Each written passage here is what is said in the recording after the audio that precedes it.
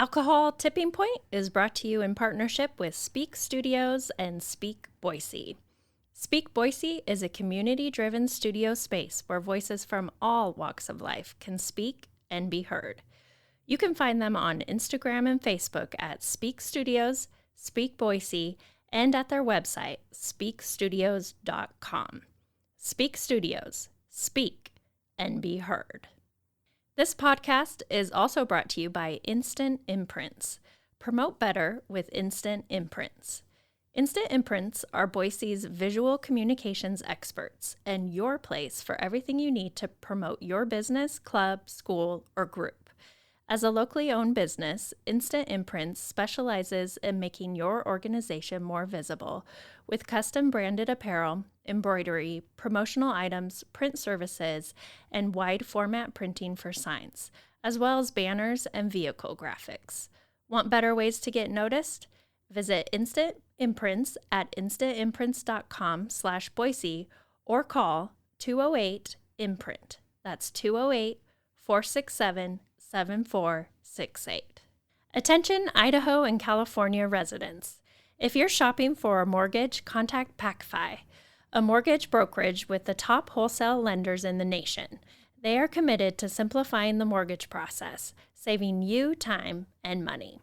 Call 858-442-7048 or visit pacfi.com.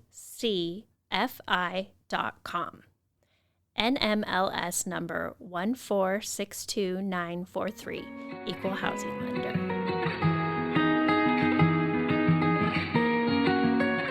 Welcome back to the Alcohol Tipping Point. I am your host, Debbie Maisner, and I've got another solo episode. And it's all about practicing not drinking. And I do talk about this a lot because I feel it's an important mindset. Practice, not perfection. Practice makes progress. Just that kind of idea.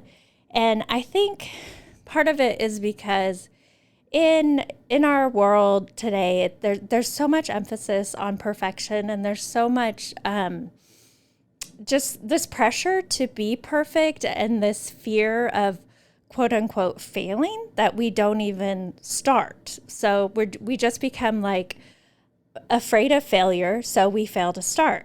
And I was listening to some motivational videos, found Denzel Washington, great speaker, by the way, but he was talking about fail forward. And that just really resonated with me, as well as the philosophy of practicing. And when it comes to quitting drinking, I think that, and I don't want to like put all the blame on AA, but there is this mentality that you have to be perfect, or you've relapsed. And I think that can be quite harmful for some people.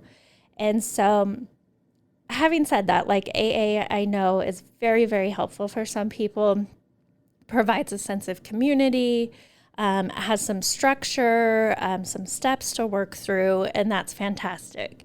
I guess one of the things that I just have difficulty with is that if you have so many days of not drinking and you have a day where you do drink, then you start over again.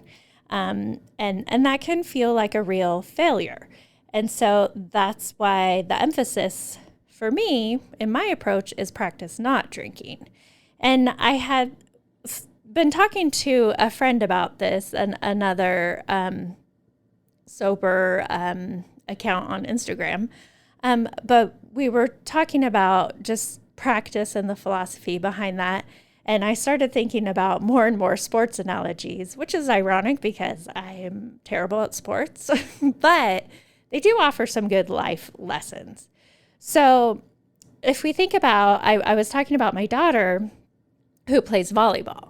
And when she started out, she couldn't play volleyball. I mean, you have to learn how to play and hit it. You have to learn how to serve. And, she just had to practice before she got better. And had she just given up and been like, well, I'm not perfect, I didn't hit it over the net, and just gave it up, she wouldn't even be playing the game. And we do that so much in our lives where we're not perfect right away, and we give it up. And it's like, why, when we're learning a new skill, when we're learning a new life skill, why are we so hard on ourselves? I mean, no one expects that when you're learning a new language, that you'll learn it after one lesson and be perfect. And yet with drinking, when you're quitting drinking, it's not going to always be you're done drinking day one and then you're perfect for all the days afterwards. It takes a lot of stops and restarts and a lot of practice. And my other analogy is actually a baseball analogy, and that's, you think about all these home run heroes. Babe Ruth is the only one that comes to mind. Again, I'm not a sports person, obviously, but he was one of the home run kings, right? And we kept track. I'm not that old, but anyway, we keep track of how many home runs a baseball player gets. And so sometimes they're up to 350, and I don't know what the current record is, but we're keeping track of their home runs. Now, if we equate this to keeping track of our drinking days or not drinking days, and how usually people approach not drinking and having so many days of sobriety or so many years of sobriety, and then you drink one day or whatnot. Well, that would be like with Babe Ruth, every time he didn't hit a home run, saying like, well, I'm going to go ahead and take away your home runs. We're going to start you again. Oh, you're at 200 home runs. He goes up to bat and he hits it and he gets it on first base. And then everyone says, well, you know what? We changed the rules of the game. We're not going to count all your 200 home runs before. You got to start over with your home run count. Well, for me, practicing not drinking, having a day where I don't drink is a home run. And it's hard to hit a home run every time. You have to practice. So that's kind of my long analogy about practice, not perfection, until you get really good at it, until you get to that point in your life where you're absolutely done with drinking and you let it go. And that's what it took for me. It took a lot of practice, a lot of day ones, to where every day now is a home run for me. And it's not even hard anymore because I put in the work and I put in the practice. So I just wanted to share that with you all. And then I also want to invite you to practice. If you want to practice just for 10 days, I do have a free 10-day holiday, I call it, because I want you to think about not drinking as a gift to yourself, as a holiday for yourself, where you're taking care of your health, you're putting yourself as a priority, and you're practicing not drinking. And so what you get when you sign up, it's free, totally free. It's in the show notes here, the 10-day holiday. But you get an email every day, and it just gives you some real tangible tips and tricks and some different ways of thinking about drinking. I do a lot of mindset work, a lot of reframing how we think about drinking, and a lot of craving work as well.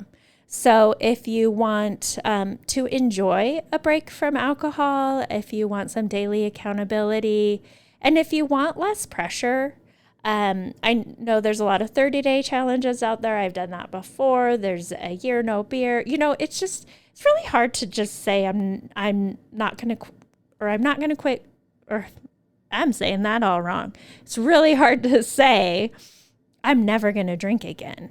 I mean, that's a hard place to get to. But is it more reasonable to say I'm not going to drink the next 10 days? Perhaps. So I would encourage you, if you're thinking about taking a break and you've been holding yourself back because of that whole idea of perfectionism, why not just try 10 days? And you don't have to be perfect during those 10 days either, but just to be aware and not be so hard on yourself and just practice not drinking. So many benefits to not drinking. I think you all have heard of these, but I'm just going to reiterate them because it's worth it. You can lose weight. Seriously, those mimosas and beers really add up. I mean, when you think about it, one night of heavy drinking can be as much as 600 calories, and then not to mention all the munchies that go along with that. You can save money. I mean, think about how much you're spending on alcohol. Even just going 10 days without drinking, you can save money. Sleep. Your sleep can be so much better. Alcohol really negatively impacts your sleep. Even just one drink can affect your sleep. You can have more focus, more of a clear head.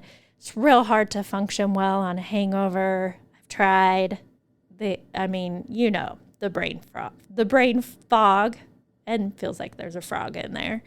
This is terrible. And better energy. I mean, when your sleep gets zapped from alcohol and you're hungover, like, oh God, you are not at 100%. So I want you to get out to, or back to 100%. I want you to live your best life, and just be kind to yourself, take care of yourself, practice not drinking. So look for that, alcoholtippingpoint.com/10-day holiday.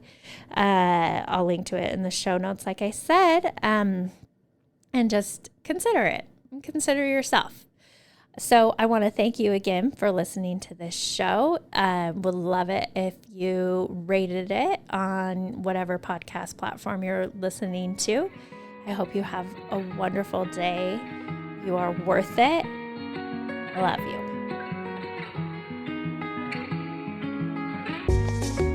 Hey everyone, thank you so much for listening to this episode of the Alcohol Tipping Point.